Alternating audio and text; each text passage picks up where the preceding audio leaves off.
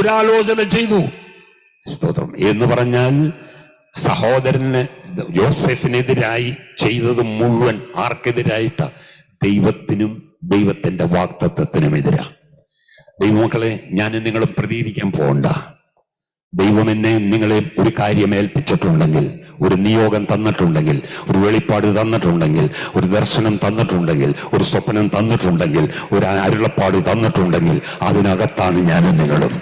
സ്തോത്രം. ഹല്ലേലൂയ. എന്നെ നിങ്ങളെ ഒന്നും ചെയ്യാൻ പറ്റത്തില്ല. കാരണം തന്നത് ദൈവമാണെങ്കിൽ അതിനകത്ത് എന്നെ നിങ്ങളെ സൂക്ഷിപ്പാൻ അവൻ വിശ്വസ്ത ദൈവമാണ്. അപ്പോ അവര് ദുരാലോചന ചെയ്തത് അവന്റെ പോക്കിനെ ത്വരിതപ്പെടുത്തി. സ്തോത്രം.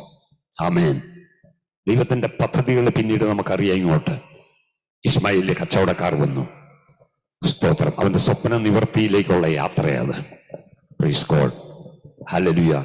അവിടെ നിന്ന് പോത്തിഫറിന്റെ ഭവനത്തിൽ എത്തിയെങ്കിൽ മാത്രമേ രാജാവിന്റെ സ്തോത്രം ജയിലിലേക്ക് പോകാൻ പറ്റത്തുള്ളൂ.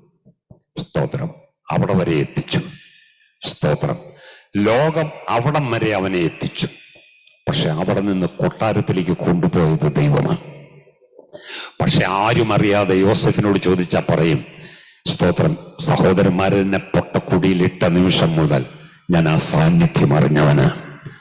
ദൈവ സാന്നിധ്യം വിട്ടുപിരിയാതെ ജീവിതത്തിൽ അനുഭവിക്കുന്ന ഒരു ദൈവ പൈതലിന് നല്ല ഉറപ്പുണ്ട്. ദൈവം എന്നെ കാണിച്ചതുപോലെ തന്നെ, എന്നെ കേൾപ്പിച്ചതുപോലെ തന്നെ അവിടെ എത്തിക്കുന്ന ഒരു ദൈവമുണ്ട്.